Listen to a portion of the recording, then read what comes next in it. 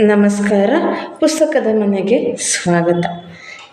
ಕನ್ನಡದ ಒಂದು ಇತಿಹಾಸದ ಒಂದು ಚರಿತ್ರೆಯನ್ನು ನೋಡ್ತಾ ಹೋಗೋದಾದರೆ, ಇದರಲ್ಲಿ ಕೆಲವೊಂದಷ್ಟು ಜನ ಪಾಶ್ಚಿಮಾತ್ಯರು ಕೂಡ ಕನ್ನಡದ ಒಂದು ಏಳಿಗೆಗೆ ತಮ್ಮದೇ ಆಗಿರುವಂತಹ ಕೊಡುಗೆಗಳನ್ನು ಕೊಟ್ಟಿರುವಂಥದ್ದನ್ನು ನಾವಿಲ್ಲಿ ಕಾಣ್ತಾ ಹೋಗ್ಬೋದು.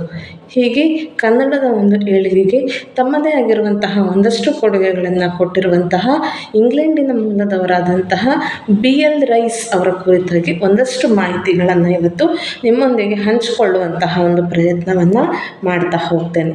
ಇವರ ಸಂಪೂರ್ಣವಾದಂತಹ ಹೆಸರು ಬೆಂಜಮಿನ್ ಲೂಯಿಸ್ ರೈಸ್. ಇವರು 1836 ಜುಲೈ 17ನೇ ತಾರೀಕು ಜನಿಸ್ತಾರೆ. ಇವರನ್ನು ಬಿಳಿಯ ಕನ್ನಡಿಗ ಅಂತ ಹೇಳಿ ಜನ ಅವ್ರನ್ನ ಕರೀತಾ ಇರ್ತಾರೆ. ಹಳೆಯ ಮೈಸೂರು ಪ್ರಾಂತ್ಯದಲ್ಲಿ ಅವರನ್ನು ಶಾಸನಗಳ ಪಿತಾಮಹ ಅಂತ ಹೇಳಿ ಕರೆಯಲಾಗ್ತಾ ಇದೆ. BL ರೈಸ್ ಅವರ ತಂದೆ ಬೆಂಗಳೂರಿನ ಒಂದು ಚರ್ಚ್ನಲ್ಲಿ ಅವರು ಧರ್ಮಾಧಿಕಾರಿಗಳಾಗಿ ಒಂದಷ್ಟು ವರ್ಷಗಳ ಕಾಲ ಕೆಲಸವನ್ನು ಮಾಡ್ತಾ ಇದ್ದರು. BL ರೈಸ್ ಅವರು ಬೆಂಗಳೂರಿನಲ್ಲಿಯೇ ಜನಿಸ್ತಾರೆ. ಬೆಂಗಳೂರಿನಲ್ಲಿಯೇ ಪ್ರಾಥಮಿಕ ಶಿಕ್ಷಣವನ್ನು ಪಡ್ಕೊಳ್ತಾರೆ.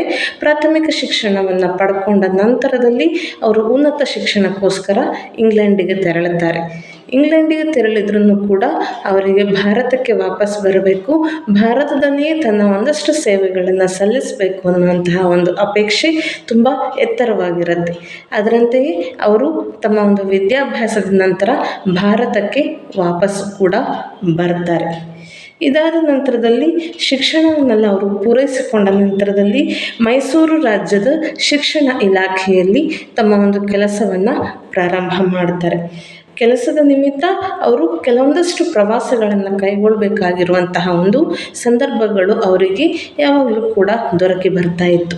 ಅದೇ ಒಂದು ಕಾರಣಕ್ಕೋಸ್ಕರ ಅವರು ತಮಗೆ ಸಿಗ್ತಾ ಇದ್ದಂತಹ ಶಾಸನಗಳನ್ನೆಲ್ಲ ಅವರಲ್ಲಿ ಅಭ್ಯಾಸವನ್ನು ಮಾಡಲಿಕ್ಕೆ ಪ್ರಾರಂಭವನ್ನು ಮಾಡ್ತಾ ಹೋಗ್ತಾರೆ.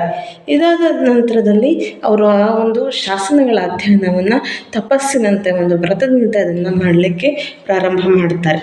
ಇವರ ಒಂದು ಶಿಫಾರಸಿನ ಮೇಲೆ 1890ನೇ ಇಸ್ವಿಯಲ್ಲಿ ಪುರಾತತ್ವಗಳ ಅಧ್ಯಯನಕ್ಕೆ ಅಂತಲೇ ಒಂದು ಇಲಾಖೆಯನ್ನು ಕೂಡ ಅವತ್ತಿನ ಮೈಸೂರು ರಾಜ್ಯದ ಸರ್ಕಾರ ತನ್ನ ಒಂದು ಕೆಲಸವನ್ನು ಅದು ಪ್ರಾರಂಭ ಮಾಡ್ತಾ ಹೋಗುತ್ತೆ. ಇದರ ಜೊತೆಯಲ್ಲಿ ಪುರಾತತ್ವ ಇಲಾಖೆಗೆ ಇವರನ್ನು ಮುಖ್ಯಸ್ಥರನ್ನಾಗಿ ಮಾಡ್ತಾರೆ. ತಾಳೆಗರಿಯಲ್ಲಿ ಬರೆದಿರುವಂತಹ ಒಂದು ಪುಸ್ತಕಗಳನ್ನೆಲ್ಲ ಅವತ್ತಿನ ಕಾಲಕ್ಕೆ ಮುದ್ರಣಕ್ಕೆ ನಾವು ತರಬೇಕು ಅನ್ನುವಂಥದ್ದಲ್ಲಿ ಕೂಡ ಇವರ ಪಾತ್ರ ಪ್ರಮುಖವಾಗಿರುವಂಥದ್ದನ್ನು ಕೂಡ ನಾವು ಕಾಣ್ತಾ ಹೋಗ್ಬೋದು. ಇದರ ಜೊತೆಯಲ್ಲಿ ಬಿಬ್ಲಿಯಾಥಿಕಾ ಕರ್ನಾಟಕ ಎನ್ನುವಂತಹ ಒಂದು ಯೋಜನೆಯ ಅಡಿಯಲ್ಲಿ ಪಂಪ ಭಾರತ, ಪಂಪ ರಾಮಾಯಣ, ಕರ್ನಾಟಕ ಶಬ್ದಾನುಸಾರ, ಕವಿರಾಜ ಮಾರ್ಗ, ಅಮರಕೋಶ ಮುಂತಾದ ಪುಸ್ತಕಗಳನ್ನು ಅವರು ಮುದ್ರಣವನ್ನು ಕೂಡ ಮಾಡ್ತಾ ಹೋಗ್ತಾರೆ. ಅವರು ಹಂಟರ್ ಆಯೋಗದ ಕಾರ್ಯದರ್ಶಿಗಳಾಗಿ ಕೂಡ ಕೆಲ ವರ್ಷಗಳ ಕಾಲ ಕೆಲಸವನ್ನು ಮಾಡಿದರು. ಅದರ ಜೊತೆಯಲ್ಲಿಯೇ ಎಪಿಗ್ರಾಫಿಯಾ ಕರ್ನಾಟಕ ಅನ್ನುವಂತಹ ಒಂದು ಯೋಜನೆಯ ಅಡಿಯಲ್ಲಿ ಕರ್ನಾಟಕದಲ್ಲಿರುವಂತಹ ಹಲವಾರು ಶಾಸನಗಳನ್ನು ಅಧ್ಯಯನ ಮಾಡುವಂತಹ ಒಂದು ಕೆಲಸಗಳನ್ನು ಕೂಡ ಅವರಲ್ಲಿ ಮಾಡ್ತಾ ಹೋಗ್ತಾರೆ.